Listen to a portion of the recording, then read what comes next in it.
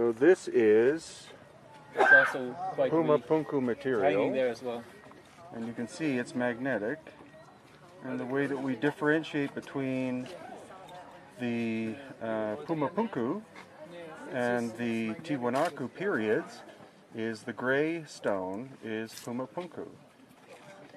And it is machined flat because this is 12 inches across and there's no pivoting. That is a flat surface. And contrary to popular belief, there isn't one sun gate, there are 4 of them. This is one of them here. So the other 2 are at Puma Punku. But again, it's an example of why is it here, snapped or smashed in pieces, and then again over there you see that one sticking out. So we're beginning, I think, to see evidence of the fact that this was covered in mud a long, long time ago. And this is where you see, this is where you see the machining, because the fineness of the work, and if we had Chris Dunn's gauges, depth gauges, you could measure the fact that this, the depression here is very, very even, within thousandths of an inch.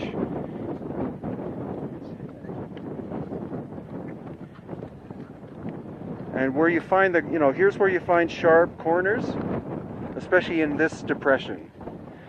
So where you find that, you don't find tool marks. If somebody had a hammer and chisel, they would make mistakes because they would overcut or slightly off. And both sides should be exactly the same. Check that again.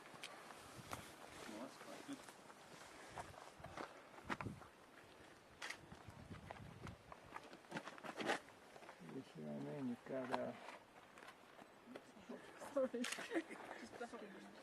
Have these been excavated, Brian, or are they in situ? In situ, yeah.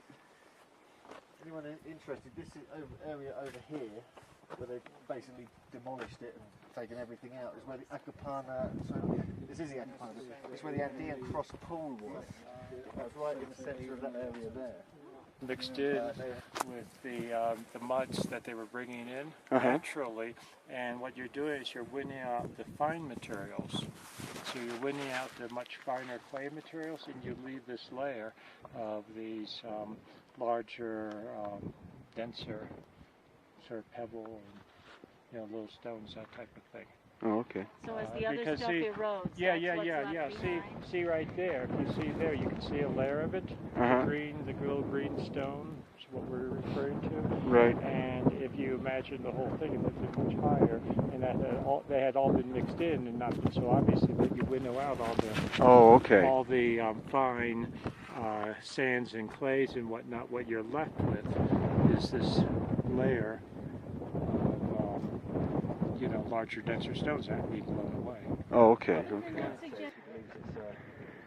or metal ore facility. It could well be that. It could also be charged seeds up, altered consciousness. There's all these different potentials of energy.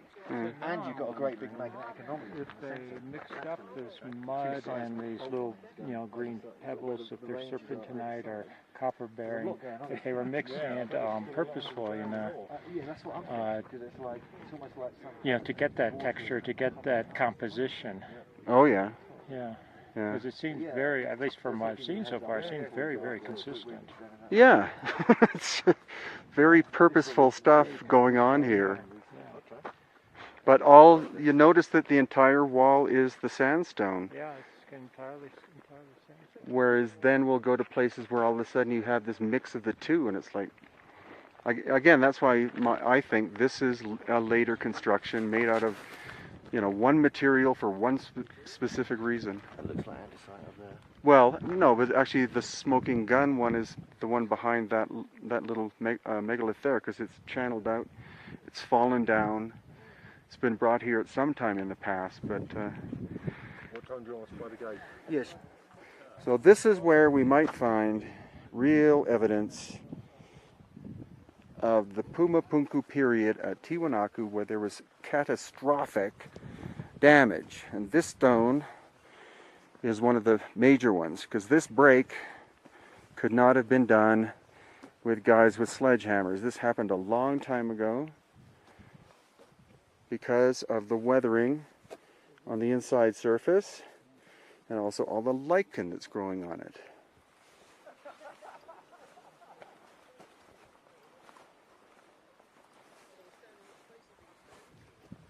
And that one in the background, that is so cool. This one, and just the precision workmanship of this.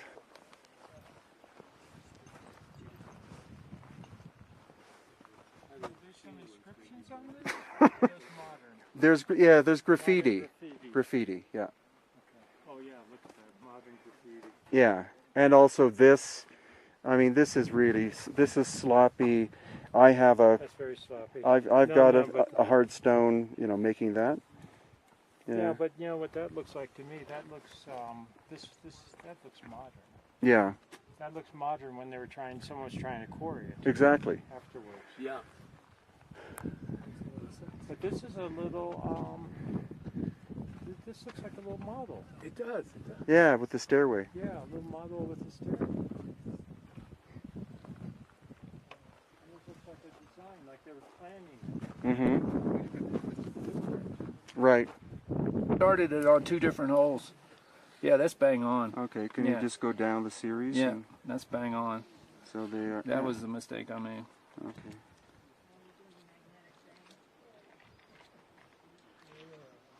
Brick, Jesus. Look at that. That's crazy. That's great. That is crazy. So what's the distance? I don't know. Probably some sacred distance. Is that metric? It's got both. Oh, good. Okay. Wow. That is off the scale. So what do we have? It's 31. No, let's see. 32.5 millimeters. Okay, and in 32.5. Geez, the 1 inch, a quarter. Let's see, 16th. Let's see, 4 5/16, 1 inch and 5/16. okay. Been put together again, you know, modern times. Yeah, this guy shows perfectly the outside angles. Yeah. Yeah. Yeah, that's what, you know, that's why we're seeing these incredibly smooth surfaces and then these really rough ones in the back, because according to Kurt and others, this would be the exposed, this would have been exposed to Some of it was the weather. Yeah, yeah, absolutely. This looks like it was 2 different. Uh-huh. Yeah, it looks like molded again where another stone was on top of it. Yeah, exactly. That's what we see a lot of around Cusco in the Sacred Oh, Valley. exactly. I We totally got think that. it was somehow made soft, and that's why they weren't worried about 90 degree. Uh-huh. Because they could make it soft, set the block right on top, and it would totally make it seamless. Uh-huh. Just like it were Play-Doh or something. So how do you think they made this stone soft? I don't know. Somebody in the group said that they heard of somebody that figured out some plants you could mix in the Amazon or something. So. Yeah. Who knows? I've heard that, but it would require thousands of gallons of this material, you know, bird work, you know. Condor spit or something. Yeah, exactly. So this is that's one of the surfaces, you know, is this simply erosion? Because when you feel it, it's definitely different. From here through there, it changes. Was this just buried or Uh-huh. was it something else? I mean, that, please. Very surface. It's very, you know, from the break here, you can see it's just a surface feature. Oh, okay. So that was probably exposure to the elements. Yeah. Maybe when they, picked it up, it looks like a fresher break even. Yeah, that Just looks like a damaged very it. fresh break. Yeah. They just damaged it. The same here. Yeah. No, it's it's been amazing. Yeah. See, that's what I'm talking about. How long did it take to break down that andesite? Right. Versus that surface. So can you give any, like even a ballpark idea of how long it would take for this kind of weathering to occur? or it requires proper Look at examination. this one. Look, this is different too. This has those Yeah. Oh, the knobs. the Exactly. knobs. That would even. That's an excellent point. Yeah. That's what we saw in all the other ones. Uh-huh. So you know, I'm That's wondering they if could- that's Even older. well, I mean, it looks like you've got two different cultures here, actually. Uh-huh. Exactly. On this one block. Yeah. I mean, look at this surface here. Yeah. It's a bit weathered. It's like they recycled it as well or smoothed it out. On that side. Uh-huh. This, it looks like you've got a very smooth surface here, but then they're doing something here. Yeah. And this looks like it's been used a couple of times. And then this stuff. Sandstone to me looks like it was molded.